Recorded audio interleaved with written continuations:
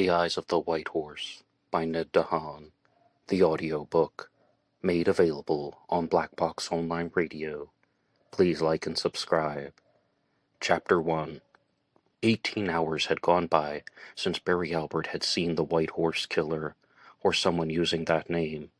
He had stumbled into the motel room in the early AM hours with a bloody lip and a few facial bruises to match. His ribs weren't in much better shape since he took the beating from the supposed serial killer. Barry couldn't stop thinking about it. He was now back in bed, and he knew he wouldn't sleep for hours. Joanna Skite was nestled next to him, with her head an inch from his shoulder, and Barry could feel their fingertips intertwining beneath the sheets of the Jonestown motel. He had spent the day sulking in the motel room. After Barry had walked in with his injuries, Joanna asked him if he had wanted to call 911, and he refused. Joanna obliged because she wasn't crazy about the authorities either. Barry was impressed with Joanna's ability to fall asleep and rest so peacefully. His mind was replaying the events over and over. He had been face to face with the White Horse Killer. This time it hadn't been a hoax, a prankster, or a copycat. Barry believed that this one was real. However, the more Barry thought about the incident, the more he realized he was starting to forget the man's face. Barry remembered that he was older, perhaps in his 40s, and he had streaks of gray in his hair. He was a white male, and he wore thick-rimmed glasses. He had made one comment about military service, but that was all Barry could recall about the man's appearance. Barry was more focused on the words that were spoken to him. The White Horse Killer had stated that he had been silent and resting in the shadows since the Satanic Network had killed a man named Rick Carter and had tried to pass it off as a White Horse Killer murder. Next, another man named Emmanuel Inman had been wrongfully convicted for the crimes. The White Horse Killer thought that he had gotten away with it. However, a new copycat had emerged in the news. A man named Robbie Watterson was featured on the news pretending to be an evolved form of the serial killer, the Red Horse Killer. Robbie had committed suicide shortly after his confession, and for a while that was the most disturbing moment in Barry's life.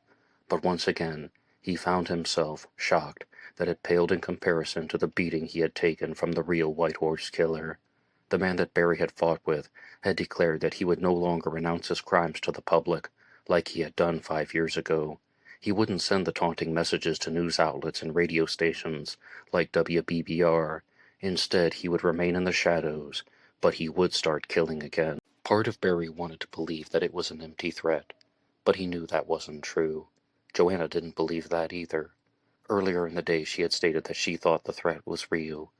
Both Barry and Joanna were in agreement about one thing. They believed the White Horse Killer would not immediately begin killing again. He would wait.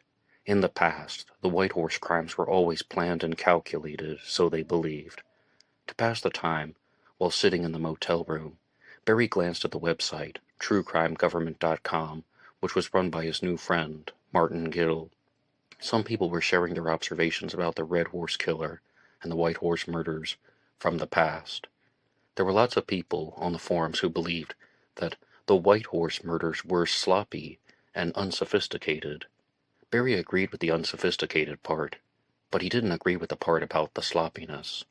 For a long time, Barry believed that the White Horse Killer put an enormous amount of planning and preparation into his crimes.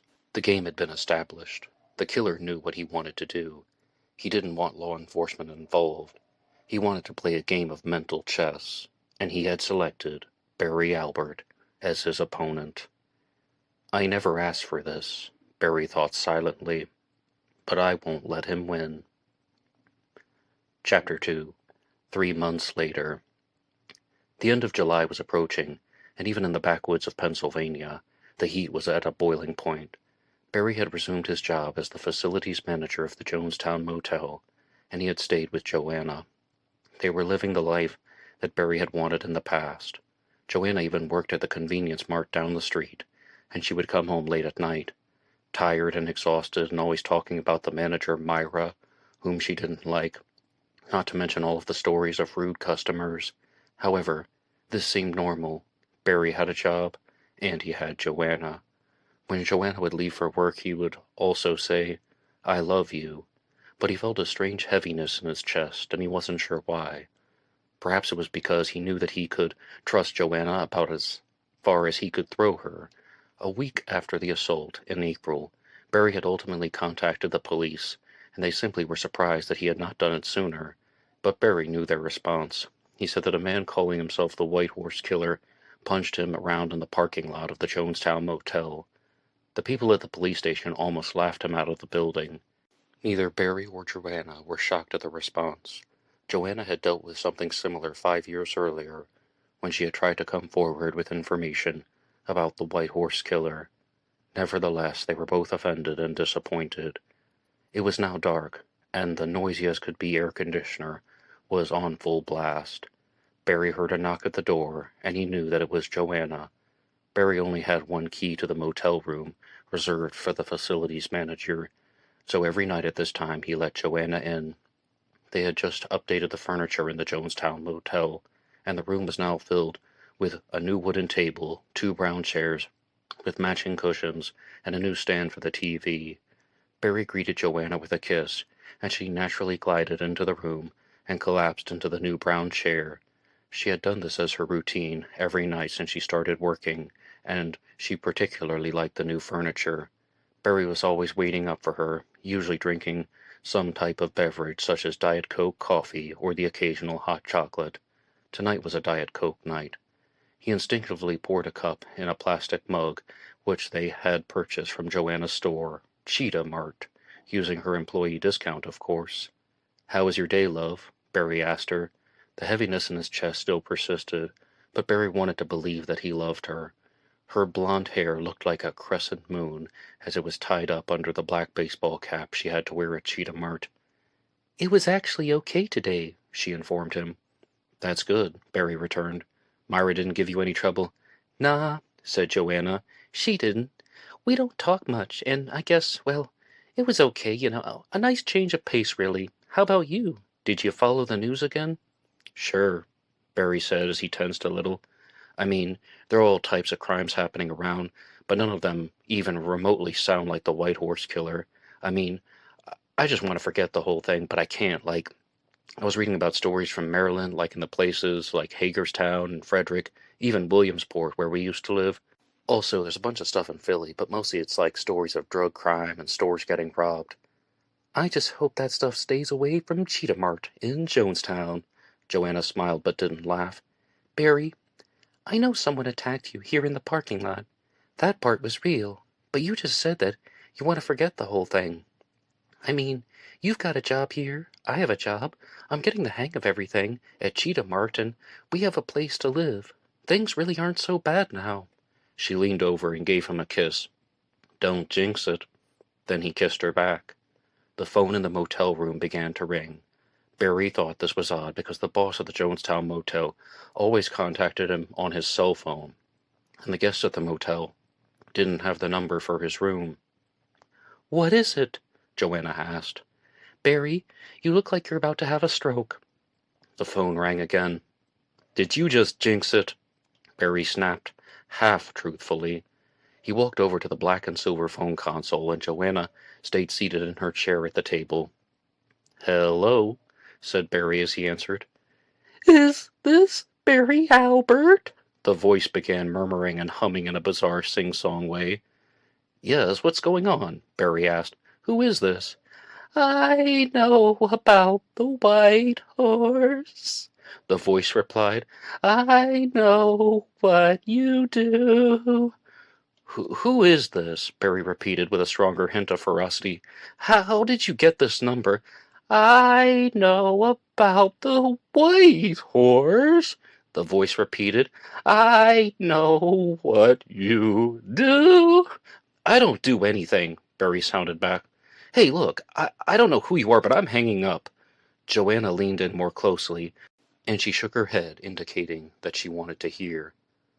"I know Emmanuel Hinman is not the White Horse Killer." The voice was almost crying. "I know it's all." Barry wanted to hang up, but Emmanuel Hinman was in prison for the White Horse murders, and Barry was one of the few people who knew the truth, that Manny Inman could not have been the lone participant. "What do you want?" Barry asked over the phone. "I know who he is," the voice started. "I know everything about the White Horse Killer, but I just couldn't sit here knowing. Once I knew the meaning of it all, I had to feel it for myself. I had to taste it. I had to have the experience." "What are you trying to say?" Barry kept asking. "I killed a woman," the voice almost squealed. Joanna was now standing close to Barry and listening to the receiver. "Why are you calling me?" Barry asked. "You've played before," said the voice. "The White Horse Killer, the Red Horse Killer. Now you're going to deal with me." The final words ended like a hollow shriek. "Who are you?" Barry asked. "Of course I won't give you my name, silly," the voice taunted, although it sounded like the taunts were spoken in a sad way. "I'm not playing games," Barry announced. "I'm calling the police right now." Barry reached into the pocket of his blue sweatpants and pulled out his cell phone. With one hand he unlocked it and tried to type 911. "No, you won't call," the shrieking voice commanded. Barry had typed 9-1, and in 1 second he paused. "And why is that?" Barry asked. "Because they will never listen to you," the voice argued. "They don't even care. This isn't my phone number. And in 1 second, I'll be gone." "No, you won't," Barry challenged. "Look, I don't know who you are, but stop." "Your only clues are that bitch had it coming," the voice interrupted. "I killed a woman, and I enjoyed it. She looked into my eyes, and she thought that I was weak. She feared the soft eyes because she hated her mother. I didn't hate her, but I enjoyed putting the rope around her neck and watching her fall limp into my arms. They look into my eyes, and they think that I am soft. Well, I am more than they will ever be. I'm also not some coward like the White Horse Killer who shoots victims and runs away. I want them to feel the rope around them before they lose the power that they never had. Barukalahe, barukalave." Then the call ended. "Don't say it," Joanna muttered. "You jinxed it," said Barry. Chapter 3. "This is not my fault," Joanna insisted. "I know," Barry clarified. Let's just sit down for a second." Barry and Joanna sat on the motel bed and faced the window. They couldn't see outside because the curtains were closed, but Barry didn't care. He knew what the motel parking lot looked like. How could this have happened again?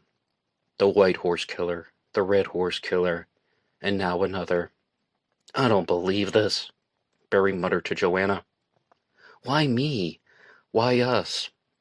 "Because of Manny Inman," Joanna explained. "He dragged us into his mess, one at a time. The man who is sitting in jail right now for the White Horse murders may not have killed those people, but he sure has made trouble." "Did you hear everything on the phone?" Barry asked. "Not completely," Joanna admitted. "But I got the big idea. There's another serial killer on the loose. Someone knows something about the White Horse Killer, and he has decided to become a serial killer himself. I don't mean to sound silly, but at first I thought it was a woman talking. But as I was listening, I realized that it was a man." "The voice didn't sound natural," Barry observed. "I agree," said Joanna. "I mean, it's like someone was disguising his voice, talking in a silly way. Oh, Barry, I can't find the right words, but he was saying some silly stuff. I know it's terrible, but part of me wanted to laugh, and I'm not sure why. Like all that stuff about people looking into his soft eyes." No, it is silly, Barry agreed. But did you think for a second that that person was joking? I didn't. He wasn't joking, Joanna concurred. I know it's silly, but that soft eyes guy is right about one thing, Barry started. We can't go to the police. They didn't listen when we talked about the White Horse Killer. They're not going to listen to this even more ridiculous story. So, then what? Joanna asked. Barry touched his chin for a moment. He will contact us again, Barry determined. He wants to play a game. I don't know how he got that phone number, but he wants to play a game of cat and mouse or something. I don't understand these weirdos, Joe. They always act like they're miserable. Then they act like they are superior to everyone. Next, they act like all they want to do is kill, kill, kill. But they only want to do it if it's a game for them. These people are nuts. When will it ever end? Joanna put her hand on Barry's shoulder. I don't know, Barry, said Joanna. It seems like, ever since the White Horse Killer, people find our names online. These guys like the Red Horse and now the Soft Eyes, if we are calling him that, they want to track us down because they think that we know the rules of the game. But there is no game. I don't want to do this again. How many times is this going to happen? That man on the phone was a real threat, Barry reminded Joanna.